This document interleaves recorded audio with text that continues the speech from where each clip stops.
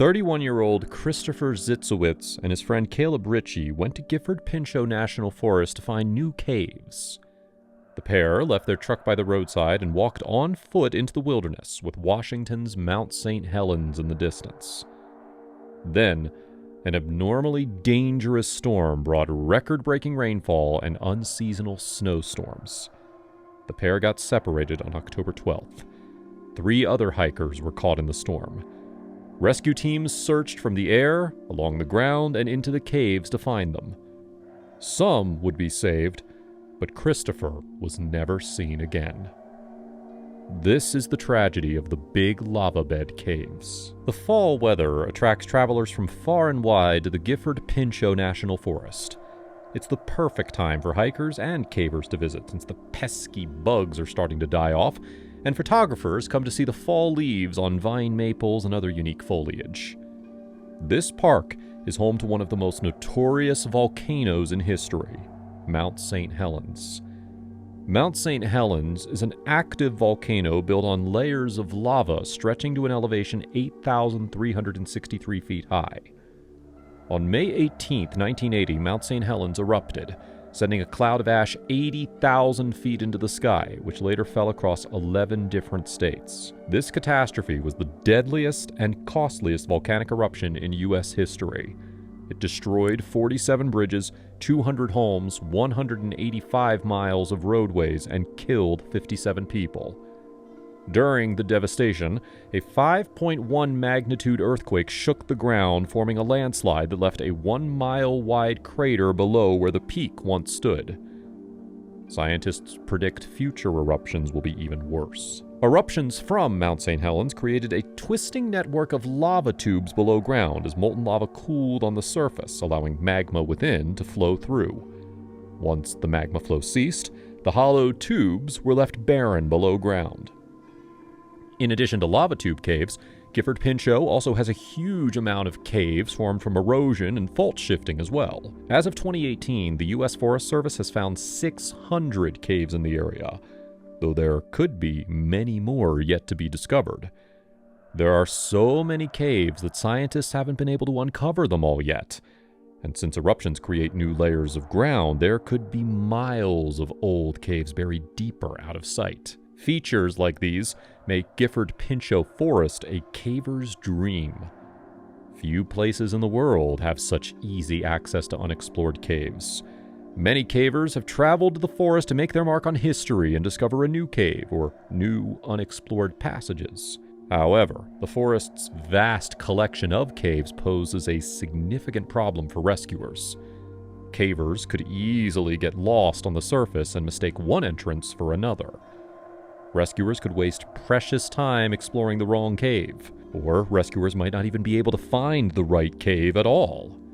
Then, once rescuers begin crawling and climbing their way through the muddied tunnels below ground, they could easily miss new, unexplored, or unmapped passages which could form suddenly and without warning from cave-ins or other natural phenomena. Like many adventurers in the 2010s, Kristopher had no memory of the devastation wrought by Mount St. Helens. Like many, he was drawn to the area for its natural beauty and the allure of caving. Kristopher and Caleb took their first trip to the forest in search of a cave, to test their might and explore where no human has seen before. The pair went searching on the southern edge of the Gifford Pinchot National Forest in a region called the Big Lava Bed. The sky was dark and gloomy that day. The distant rumbling of thunder hushed the sounds of wildlife as birds and squirrels hurried for shelter. Instead of fleeing from the dreary sky, Kristopher and Caleb drove into the storm. Kristopher brought a buddy with him, which is proper caving protocol. The two parked their truck by the side of an outback road. Rain started to fall, but it was light for now. They were used to the outdoors, and a little water didn't scare them. They unflinchingly began hiking toward the Big Lava Bed in search of the namesake cave of the area, the Big Lava Bed Cave. The Big Lava Bed is a flat region of land where a smaller lava spout covered the ground with lava thousands of years ago. The dense, metallic rock left little soil for trees to grow, leaving a barren land with grass and lichens sprawling across the 8-mile-long perimeter of the feature. Caving in this area may be exciting, but it's also extremely dangerous for new cavers since there are few available resources for adventurers. There are virtually no maps of the interior of the caves available to the public, and there are no above-ground maps showing their location. That means cavers must pay fees to local caving clubs for access to their maps and pray that the maps are up to date. The Oregon Grotto branch of the National Speleological Society said they would be listing 200 caves on their website, but so far, the links to all of their maps are currently broken. Hikers new to caving might not even know about the grotto clubs or the NSS, so they're out of luck if they want to explore caves near Mount St. Helens. The big lava bed is also far off the beaten path. There are no roads that reach this remote spot of wilderness, so cavers, hikers, and rescuers alike all have to travel a good distance on foot just to begin their exploration. The pair were dressed light, ready for a hike, but ill-equipped to handle the dangerous atmosphere below ground. The weather also began to turn. They noticed it was getting colder, and their windbreakers wouldn't be enough to keep them warm. But it wasn't quite winter yet, so they carried on. Soon, the rain turned into a deluge. The rain blanketed the sky. The rain lowered their visibility. It was so hard to see that they began to get disoriented. But they wanted to find the cave, so they decided to split up to search for the big lava bed cave. That way, they could cover more ground. The storm raged on, and eventually the rain turned to snow. But the volume didn't change. A full-fledged blizzard swept through the forest, and Kristopher and Caleb were out of sight. They each checked their cell phones, but there was no reception. They were too far away from the cell towers, and the storm was interfering with what little signal could reach this far. With no way to communicate, Kristopher kept searching for the cave. Meanwhile, Caleb Richie turned around to search for Kristopher. He tried his best, but the storm was too dense. He searched for around 2 hours before returning to the road where they parked the truck. As he opened the truck door, he hoped Kristopher would be waiting in the other seat, but the truck was empty. Caleb was uneasy, but the truck would be the logical place to meet, so Caleb waited. Eventually, Kristopher looked at his compass to reorient himself. As the snow continued to fall, he knew he had to abandon his mission, find Caleb, and get to safety. But his compass was malfunctioning. The device hadn't suffered any physical damage, but the needle was spinning. Cavers will frequently use compasses to guide them underground, and Kristopher's compass should have been doubly useful since the big lava bed has little to no features, just vast, empty plains. Kristopher was getting frustrated. Why wasn't his compass working? Unfortunately, he didn't know that the big lava bed and its caves have many unique death traps waiting to ensnare unsuspecting travelers. Normal rock layers found in caves or on Earth's surface aren't magnetic, even though they may contain magnetic minerals. That's because these magnetic minerals are dispersed evenly throughout the rock, so their fields either interfere with one another or they end up having little total charge. But the heat of the lava can create more magnetic minerals as the rocks meld and recombine to form different compounds. These magnetic minerals are free to move through the lava, so they end up attracting each other and combine to create much stronger magnetic fields, which can interfere with the Earth's magnetic North Pole. Kristopher was walking on a giant magnet. In desperation, he looked to the sky. Finding a cave on the barren ground was hard without landmarks, but he could figure out his relative position by looking at Mount St. Helens and the surrounding coniferous forest. These landmarks are visible in the distance under normal circumstances, but in the storm, these few defining features were hidden. Kristopher looked at his compass again. This time, it stayed in one direction. He looked ahead and walked forward into the unknown. Meanwhile, above ground, further past the big lava bend, 3 hikers were also caught in the strange storm. Matt Margiotta and Kyla Arnold were undertaking the monumental journey along the Pacific Crest Trail. The Pacific Crest Trail is a 2,500-mile-long trail that reaches all the way from Mexico to Canada. They began their trip in February and had been hiking for 8 months.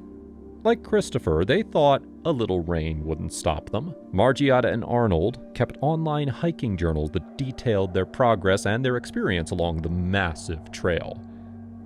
Kyla's last few journal entries reminisced about how she and Matt had been living together for 3 months in Arizona. She wrote how the pair hiked together and how he brought her joy. However, shortly before the monstrous storm engulfed them all, her writing took a dark turn. Kyla said her happiness was, quote, followed by a dark, lonely shadow of fear that she never seems to escape. She continued with more ominous lines like, quote, must I bear the sins of us all? And her last journal entry ends with a bit of optimism, saying, quote, I think tomorrow I'll bike to work, bright and early. Her sunny outlook would quickly turn. Matt and Kyla had just escaped a life or death situation only a few days prior to reaching the forest above Big Lava Bed Cave. An earlier storm swept through the southern part of Washington, trapping them in their tarp. Arnold wrote how the pair were almost out of food. Her and Margiotta had to sit close under their tarp, combining their body heat for just a chance at survival. They escaped that hell and made it to the small town of Trout Lake. There, they met a woman who was also hiking the whole 2,500-mile distance of the Pacific Crest Trail. Like them, Alejandra Wilson also kept a journal of her journey online. Like Kristopher and Caleb, these three also saw the coming storm on the horizon. The locals of the small town told the hikers they couldn't make it. Kyla was terrified after her recent brush with death, but she felt she and Matt had traveled too far to give up on their mission now. Wilson wished them good luck and departed a few days before them. Wilson's last journal update told how she nicknamed them Make Do and Coconut, and how the three talked about their adventures. 4 days later, and Wilson was soaked from the same storm battering Kristopher and Caleb. Since she left before the other hikers, she got stranded before them. Wilson found herself stuck at her campsite for 7 days as the storm relentlessly hammered the volcanic forest. On that fateful day, a sleep-deprived Wilson awoke to find the rain turned to ice. The ice was layered so thick she couldn't open her tent. Overnight, 6 inches of snow fell, and there was no end in sight. Like Kristopher, she remembered a road nearby. And even though she had no idea where it led, she thought it would be her only chance to survive. However, once she packed up her things to begin hiking, she realized the trail leading to the road was gone, covered in snow. The rest of her journal shows her panic as she faced what could have been her death. She wrote the word help in the snow. Her hands weren't moving right. She couldn't grip the zipper on her tarp. And she lost all hope. Alejandra Wilson had been reported missing after she missed her scheduled check-in with her family. Wilson was missing in a different part of the county, but Kristopher, Matt, and Kyla were relatively close by. Just hours before Caleb reported that Kristopher Zitzewitz was missing, Matt and Kyla miraculously got just enough cell reception to call for help. Rescuers were dispatched on the ground to save Matt and Kyla. They had obtained the hikers' exact GPS coordinates, so they made a mad dash directly to them. A team of 5 rescuers went along the trail and got less than a mile away from Matt and Kyla, but the snowfall and the darkness of nightfall forced them to turn around. 18 rescuers arrived at the Big Lava Bed to search for Kristopher. They requested a helicopter, but they were getting flack from authorities. Normally, tons of people volunteer to save people trapped in caves or trapped along trails. Why were so few people sent to save Kristopher and the others? Why were requests for aerial support denied? Well, it turns out that they were all somehow even more unlucky. This whole rescue operation took place during a U.S. government shutdown caused by gridlocked political debate. That meant typical forest services and search and rescue teams weren't available. Of course, rescuers were contacted, but the centralized command was broken. Rescuers had to be called one at a time. It was slow and disorganized. Some paid rescuers would have volunteered their services for free since the government wasn't paying their salaries during the shutdown, but some were never even contacted. The 3 stranded hikers were decently prepared. They needed a lot more gear for their intense journey up the U.S. They had food, stoves, multiple layers of clothes, insulated jackets, cold weather pants, sleeping bags, gloves, and ski masks. But Kristopher only brought hiking gear and no real caving equipment despite his plan to explore Big Lava Bed Cave. He had a helmet, but it was a bike helmet designed to reduce air resistance with breathable holes, which wouldn't give proper protection underground. In caves, even a small pebble could cut open his exposed scalp, and a falling stalactite could be deadly. That helmet wouldn't save him. Even though the odds were stacked against Kristopher, rescuers had to turn their attention to Matt and Kyla since they knew exactly where to find them. The rescue effort was significant for the 2 hikers, but since Kristopher was a caver, his situation was far more complicated, and specialized cave rescuers were needed. As the team assigned to save Matt and Kyla backtracked to save themselves, they also got stuck. That was the last straw. The search had to be called off, which halted the additional teams who had just begun looking for Kristopher. A helicopter was eventually dispatched, but it also had to turn around because of the storm. Rescuers couldn't search for anyone for another day, which was hell for the 4 missing people, but the day of waiting allowed rescuers from all over the country time to gather and plan their search. By the time the storm let up, roughly 3 feet of snow had fallen over the desolate Big Lava Bed. A helicopter finally came to extract the rescuers. Then the chopper also located Matt and Kyla, freezing from their frozen hell. They required immediate medical assistance to stave off frostbite, and they were severely dehydrated. Even though they were surrounded by frozen water, they couldn't open their tent to drink it, or the precious heat they trapped inside would vanish. Rescuers then turned their attention towards Kristopher and Alejandra. The Skamania County Sheriff's Office led the search and rescue operation, and now that the storm had passed, they got aid from 2 Coast Guard helicopters to search from the skies. Ground teams fanned out along the snow-covered forest, calling his name and searching for any sign of him.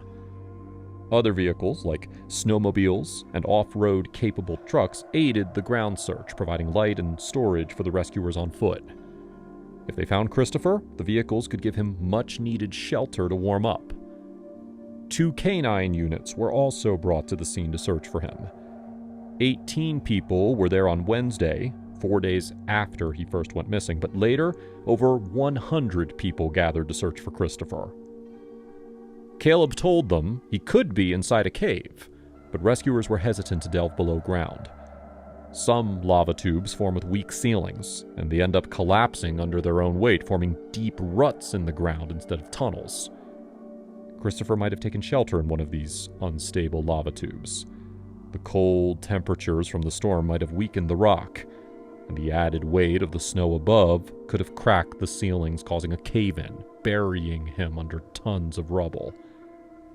To avoid that risk, they wanted to look for any visible signs of trouble on the surface first. But as another day ticked by, rescuers had to turn their attention below ground. The Big Lava Bed Cave, the one Kristopher was supposedly searching for, was once part of a larger lava tube that formed at ground level before part of it collapsed. However, some of the lava tube descends further down, and through the rubble of the collapsed tunnel, another entrance beckons below a cracked, overhanging rock formation. At 645 feet in length, Big Lava Bed's cave is a mixture of lava tubes and cave passages made by erosion. If Kristopher found the cave, he might have taken shelter inside. The rescue team had to hike around a 40-foot-tall lava ridge to reach the entrance. Once on the other side, they came to what remained of a lava channel that descended into a large hole in the ground. Like many caves in the area, parts of the roof had collapsed, lining the entryway with boulders. The large open area extends 115 feet before becoming a lava tube inhabited by bats. Deeper on, the lava tube turned into a vertical drop, followed by a large ramp with collapsed passages extending into the room. With a mixture of vertical and horizontal passages, Big Lava Bed's cave could easily flood after so much rainfall. The cave was mapped once before, but the survey team found additional passages that required digging to pass through. A new breakdown could have allowed Kristopher to pass through into unknown territory, where maps would fail to aid the rescuers. With no sign of Kristopher in Big Lava Bed Cave, rescuers ducked into other caves nearby, like the 455-foot-long chambermaid cave with its knotted passages connecting to 4 large sinkholes that required ropes to traverse. And at the bottom, each of the holes have more passageways to explore. Kristopher could have easily slipped and fell into the abyss. Just beyond the junction that connects all the main passages, Chambermaid Cave has a tight squeeze followed by a steep decline that ends in a small hole too small for people to go down. If Kristopher found himself there, he could have been stuck, unable to climb out, weak, dehydrated, and too cold to move. If the passage broke apart, he could have fallen down the slippery ramp, tumbling 120 feet along a tube that continues into a slide into the darkness. Rescuers even poke their heads into small caves, like the Berry Cave, which is only 45 feet long, and the Backed Up Cave, which is only 85 feet long. These smaller caves would be easy to check, but some of the caves would be challenging and time-consuming. The extreme conditions and lack of government funding meant that the cave rescuers were worn thin. Many of the caves were only checked with cursory glances into their various entryways. The rescuers' shouts and their lights wouldn't travel very far into the cave. If Kristopher was still alive when they got to whatever cave he was in, he would have no way of knowing. Outside of limited human resources, there were other concerns for finding Kristopher in a cave. Rescue cavers struggled to locate the exact locations of the caves under so much snow. If Kristopher had taken shelter below ground, the packed snow would have sealed the exit to his cave completely shut. If the freezing temperatures didn't get him, the sealed room would fill with carbon dioxide and suffocate him. Maybe he thought he could start a fire inside to keep warm, but that would have made him run out of air even faster. Some of the caves would have likely been flooded already, trapping him on both sides as the snow covered the exit. The rescue team had to be careful around caves because some splunkers have experienced strange pitfalls in the ground. Some have reported walking when suddenly the ground gave out from under them. A hole barely big enough for a foot to fall through opened in the ground. Below, the sound of a boulder breaking loose from inside the cave crashed down a dark shaft. It's possible spontaneous sinkholes like these grabbed Kristopher and dragged him to his doom. Maybe the snow covered a sinkhole just enough for Kristopher to think it was solid ground. The nearby Wolf's Pit is so deep, it requires a rope to enter. So if he fell in there, he'd either die from the impact, or the snow would bury him alive as it kept piling up. There are long crevices in the area. Maybe he stepped too close to a ledge and it shattered, sending him plummeting into the darkness. Suddenly, the rescue team felt a surge of adrenaline. One of the dogs found Kristopher's tracks. His footprints followed alongside a small stream. Following the flow of water is a classic way to find caves. Resurgences can easily mark an exit, or streams could dip below ground into the entrance of a cave. However, the storm changed Kristopher's plans, or maybe his compass led him astray. The dog led rescuers along the river until his footsteps abruptly turned. They kept going along that direction, and then eventually looped. Kristopher was walking in circles. The rescuers were confused. Then they found he had doubled back again and again. walking back and forth, making no progress as the snowstorm got worse and his chances of finding his way back got slimmer and slimmer. Eventually, the group searching for Wilson was called off. She had escaped the frozen wasteland and made it to the road where a motorcyclist saw her, and only later realized who she was. Once he informed the rescue team, they found her about 20 miles away from where Matt and Kyla were saved. The Wilson team realized they had been too far north. Just like them, it's possible the group looking for Kristopher was completely wrong about his whereabouts. They knew he was looking for Big Lava Bed Cave, but Kristopher could have found a completely different cave instead. Kristopher could have made it into a lava tube cave, but he could have died before rescuers even arrived. In many caves, a stumble and a shortfall could hurt. Cavers could sprain their wrist or bruise some bones, but it's the big falls they have to worry about. In lava caves, though, a shortfall could be deadly. The hardening lava forms metallic spikes and sharp edges that can easily cause deep gashes in a victim's flesh. Simply bumping your head could split your skin open into a mortal wound. And without the proper first aid, someone trapped in a cave like Kristopher could easily bleed out. As the days passed by, the rescuers left, and only search parties remained until eventually even the search was called off. Kristopher's sister, Laura, and a group of 3 others, including Richie, kept searching. They drove, honking their car horns, and brought a megaphone so that their voices would carry. They divided up the landscape and used maps to create checkpoints so that they could cover the area more effectively. Since no one knew exactly which cave Kristopher could be in, cave rescue teams didn't continue to aid the grieving family. It turned out, Big Lava Bed Cave was right by the road Kristopher and Caleb had traveled on. They had been searching in the wrong place the whole time. Time moved on. The National Parks Division, in charge of the area, moved on to different concerns. Law enforcement turned their attention to newer cases. Forest Services removed every cave from all available maps of the Gifford Pinchot National Forest to stop people from entering them. However, true cavers won't be deterred. They'll find a way, and it'll only make it harder for rescuers to find them if updated maps aren't available.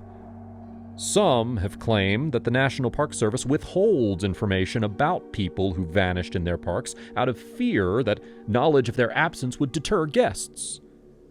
Some investigations claim that nearly 2,000 people go missing in the national parks each year, and while roughly 80% are eventually found, that leaves a shocking number of people who have disappeared completely in the years since Kristopher vanished.